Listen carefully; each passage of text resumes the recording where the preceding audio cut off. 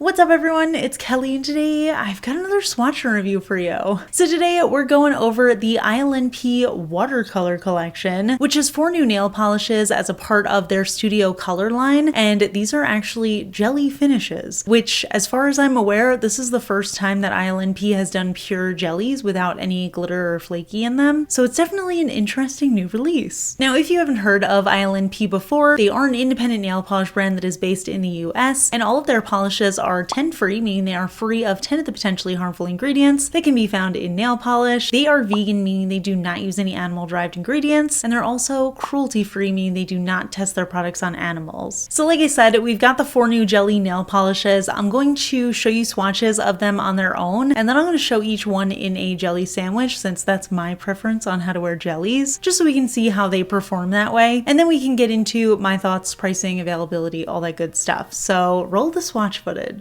So as with all of my swatch and review videos, I am using base coat underneath all of my swatches just to protect my natural nail and prevent any stains. Today it's the Orly Bonder base coat. So we'll start off with the pinks. This first one is called Malibu, and this one is described as a raspberry pink jelly polish, and you can see it's a little bit on the deeper side, but it's a really beautiful bright kind of shade. In the first coat, I found it to be a little bit patchy, so I was getting a little bit nervous about the formula, but once I applied the second coat, I think it evened out a lot nicer. Now, when it comes to jelly nail polishes, there are some colors that you can't just wear as a sheer wash of color, but I find that in general, pinks and reds tend to be pretty good in the first or second coat. This one didn't quite work in the first coat, but I think I could get away with wearing it in 2 as a slightly more sheer version of the color, but then once I applied it in 3 coats, I found that that's where I really got that full saturation of color. I do think that it mostly covered up my visible nail line, and it did soften it a lot, so it just gives this impression of being like a very squishy, high shine, jelly, jello kind of polish, which is super fun, and I do think that this color is actually stunning. I think that pinks are such a great way to start with jellies if you're not really familiar or comfortable with them, just because they work really well for the jelly type of finish. So I do think that this was a great color choice. Now, just out of curiosity, I wanted to try each of these in a jelly sandwich. So for this one, I am pairing Orly Scales and Tails, which is this really soft satin hex glitter topper, and I actually loved this in a jelly sandwich. I think that the pink applied really smoothly over it. It gave it a very even finish, and this color combo was really working for me. It's kind of reminding me of like cotton candy vibes, so I thought that was really cute. And then we've got the other pink. This one is called Pink Slush, and this one is just a medium light pink jelly, and this one actually has a little bit of warmth to it, so it almost gives a little bit of a salmon color, which I thought was very cute. And I was really excited about this one because I feel like this type of pink works really well as a nail brightener when you wear it in the first coat, like not necessarily depositing too much color onto your nail, but just making it kind of look like your naked nails but better. But again, I did find this one to be a little bit inconsistent on the first coat in terms of how it leveled out on the nails. So there were some areas that looked a little bit more opaque than others. So I don't think I could wear this one in 1 coat, but again, 2 coats actually gave me really nice coverage,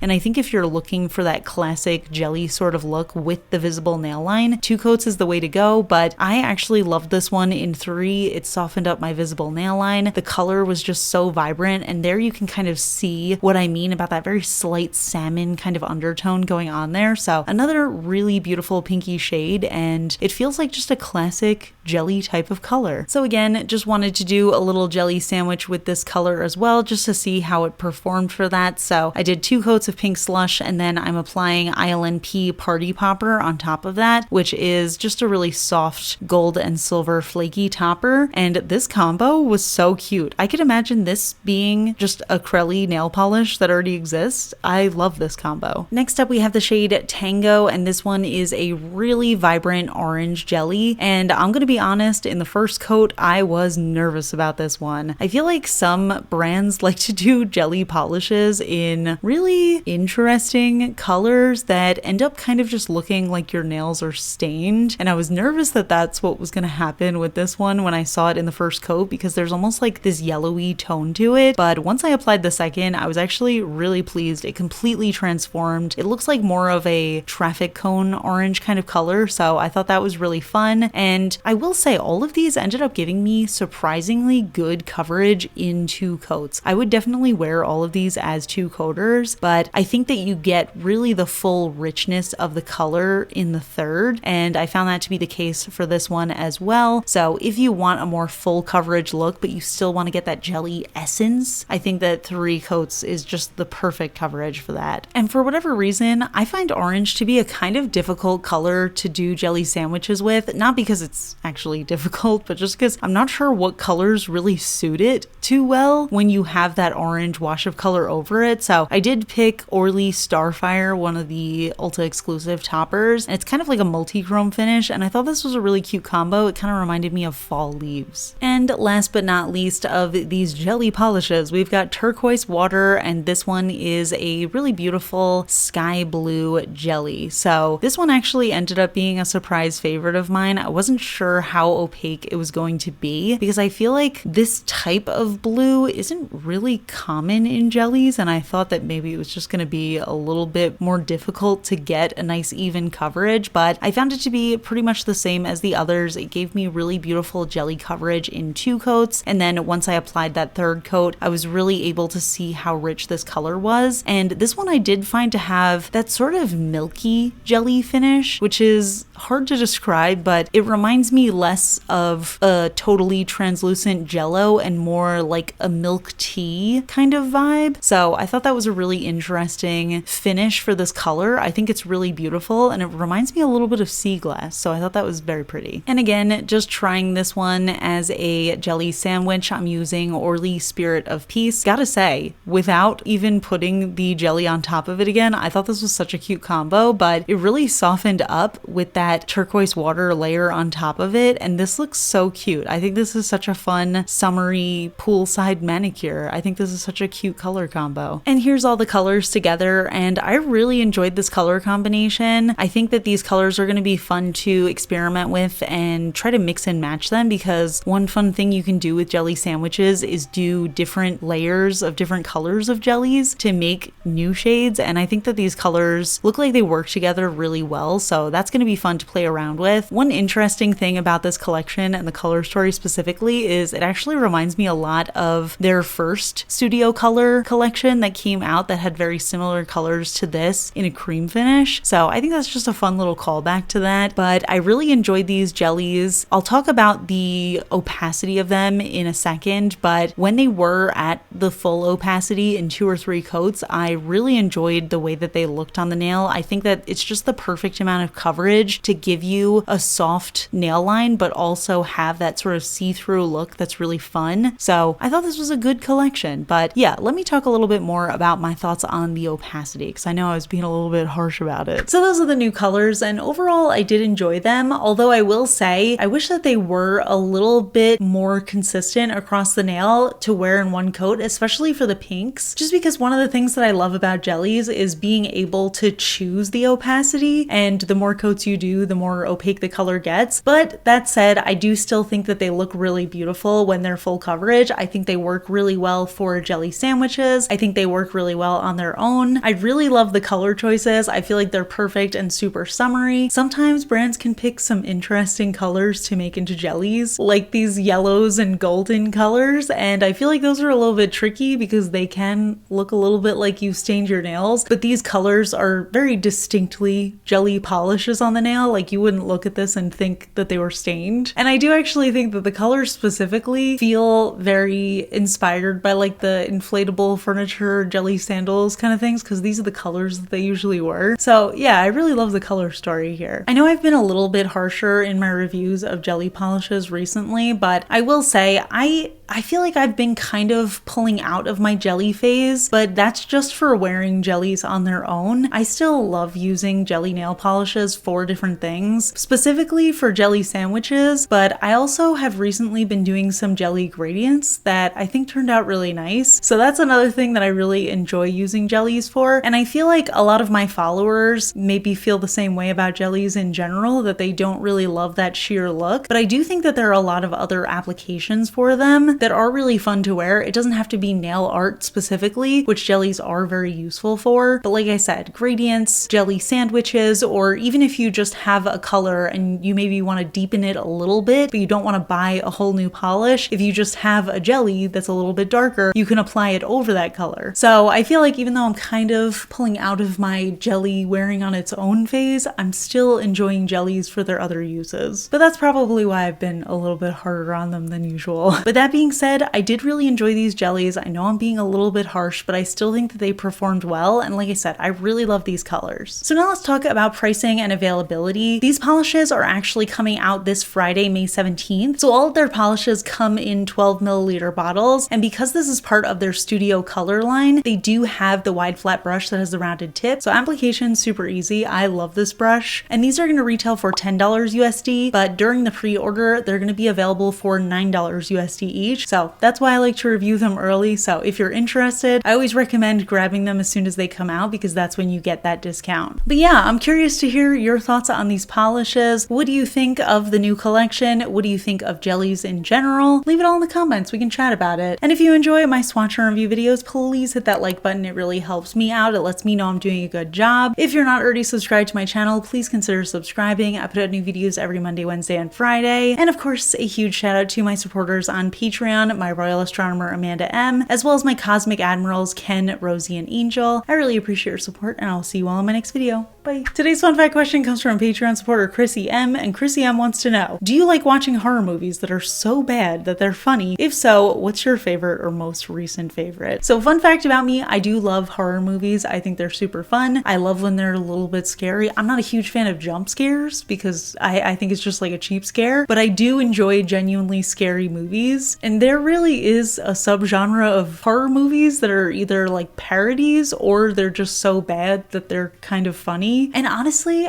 I don't really love them. I don't know that I have much experience watching them, but I did semi-recently watch the sloth horror movie that came out. It was called The Slother House. And I watched it with friends and we had a good time watching it. Like we were laughing and making jokes about it the whole time. I don't know that I would recommend it. I don't think I specifically enjoyed it. I just enjoyed the experience of watching a bad movie with friends. But yeah, honestly, I thought it was truly awful. And honestly, I don't know that I really get it. And maybe that's just because I like horror movies that I don't really understand the humor of like a joke horror movie. I don't know. It almost seems like it's like we're not good at making a horror movie, so we're gonna make it like a parody. I don't know. Is that mean?